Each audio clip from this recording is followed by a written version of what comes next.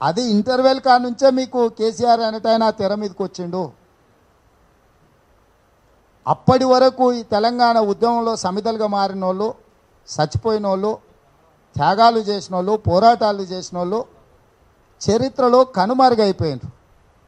నేను తెలంగాణ బిల్లు వచ్చినప్పుడు శాసనసభలో తెలంగాణ బిల్లు మీద చర్చలో పాల్గొంటూ ఒక మాట మాట్లాడినా, ఒక మాట చెప్పిన. ఇప్పటికి కూడా నాకు తెలిసి అన్ని రికార్డులలో ఉంది, అసెంబ్లీ రికార్డులలో. చరిత్ర ఎప్పుడు గెలిచినోడు రాసుకునేది, ఓడినోడు అమరుడవుతాడు కాబట్టి రాసుకోవడానికి చరిత్ర మిగిలలే, వాస్తవాలు రాయడానికి అవకాశం లేదు. గెలిచినోడు ఎంత వక్రీకరించి రాసుకున్నా కూడా అదే నిజం అన్నట్టుగా చరిత్రలో నిక్షిప్తమైంది. ఇవాళ చంద్రశేఖరరావు అనేటోడు తెలంగాణ రాష్ట్రం వచ్చింది కాబట్టి ఎన్నో కారణాల చేత ఆ గెలుపుకు నేనే, దాని కథానాయకుడిని నేనే, నేను సావు నోట్లో తలకాయ పెట్టి తెలంగాణ తెచ్చినా అని రకరకాల నిజం లాంటి అబద్ధాలను ఎన్నిటినో కేసీఆర్ చెప్పి షుగర్ కోటెడ్ అంటారు. చేదు లోపల ఉంటే పైన షుగర్ కోట్ చేసేస్తే ఆ ట్యాబ్లెట్ లోపలికి వేసుకుంటే తీయగా అనిపిస్తుంది. యాక్చువల్గా తీయగా ఉండదు, చేదుగా ఉంటుంది. కేసీఆర్ చెప్పేది కూడా, కేసీఆర్ చదువుకున్న తెలివి కల్లా అబద్ధాల మారి ప్రతి అబద్ధాన్ని నిజంలాగా నమ్మించేటట్టు చెప్తాడు.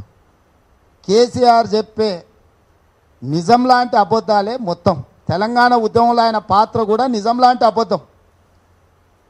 అది ఒక రాజకీయ పార్టీని విస్తరించుకోవడానికి అవసరమైన ఎత్తుగడల ద్వారా తెలంగాణ ఉద్యమాన్ని ఒక సాధనంగా ఉపయోగించుకొని ఆయన పార్టీని విస్తరించుకున్నాడు.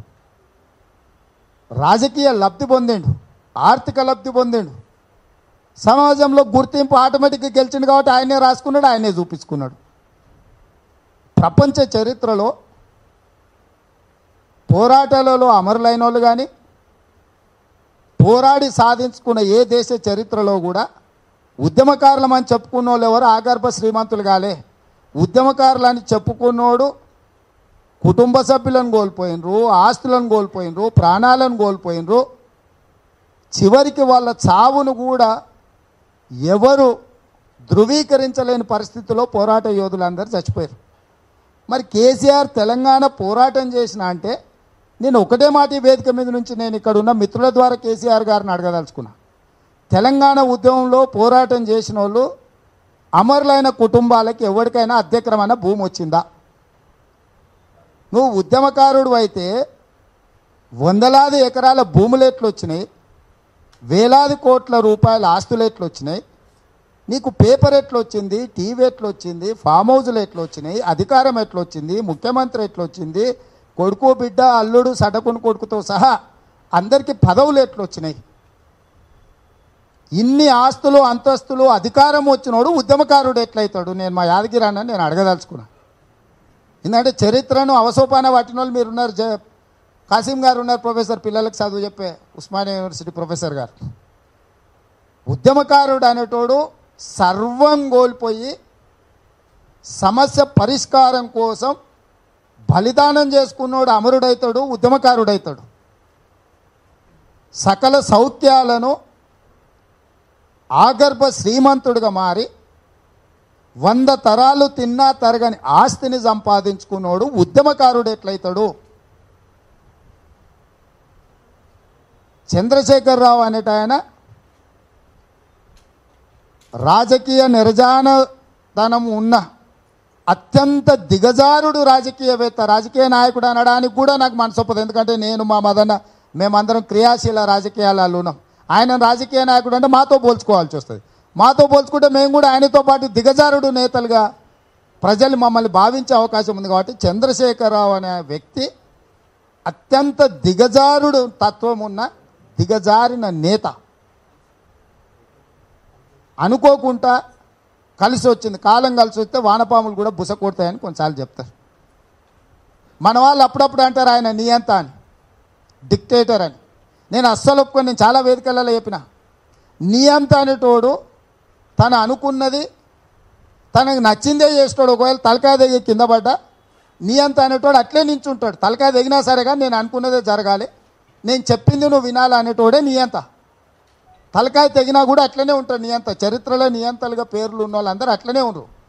చంద్రశేఖరరావు నియంత కాదు, అబద్ధాల కోరు. నోరు తెస్తే పచ్చి అబద్ధం చెప్తాడు, తప్పించుకుంటాడు. అప్పటికాడికి అవసరం అయితే కాళ్ళు పట్టుకుంటాడు, కడుపులో తలకాయ పెడతాడు, అబద్ధాలు చెప్తాడు, ఏదైనా చెప్తాడు.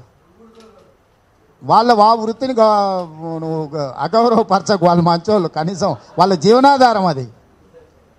ఆ వృత్తిలో ఉన్నోళ్ళు కూడా విధిలేని పరిస్థితుల్లో ఆ జీవనాధారంగా ఎన్నుకున్నారు. కానీ చంద్రశేఖరరావు గారు ఉన్న వృత్తి మోసం చేయడానికి, నమ్మించడానికి, నట్టేట ముంచడానికి ఉపయోగిస్తున్నాడు. చంద్రశేఖరరావు గారు నియంత కాదు. చంద్రశేఖరరావు గారు పచ్చి అబద్ధాల కోరు, మోసగాడు, దిగజారిన రాజకీయవేత్త. అయితే ఆయన అదృష్టం ఏంటంటే కాలం కలిసి వచ్చింది, పంట ఇంటికి వచ్చింది అంతే. ఆయనకు ఆ సమయం ఇక ఇక అది ఆయన అదృష్టం అనాలనా, ఆయన జాతకంలో ఉంది అనాలనా. ఇంకా మనకు పోరాటం చేయాల్సిన పరిస్థితులు ఉన్నాయి. జయశంకర్ గారు చెప్పినట్టు తెలంగాణ వచ్చిన తర్వాత మరో ఉద్యమం అవసరం ఉంది అన్నారు. కాబట్టి ఉద్యమకారులకు ఇంకా ఆ బాధ్యత ఉంది. కాబట్టి చంద్రశేఖరరావు లాంటోడు ఈ రాష్ట్రానికి ముఖ్యమంత్రి అయినో నాకు తెలియదు. హాయ్ ఫ్రెండ్స్, మా టుడే టుమారో యూట్యూబ్ ఛానల్ చూస్తున్నందుకు చాలా థ్యాంక్స్. మరిన్ని లేటెస్ట్ వీడియోస్ కోసం వెంటనే సబ్స్క్రైబ్ చేయండి. అలాగే ఈ బెల్ ని కూడా రింగ్ చేసేయండి. మా నోటిఫికేషన్స్ అన్ని మీ మొబైల్లో వస్తాయి. అలాగే మా వీడియోస్ మీకు నచ్చితే లైక్ చేయండి, షేర్ చేయండి, నచ్చకపోతే కామెంట్ చేయండి.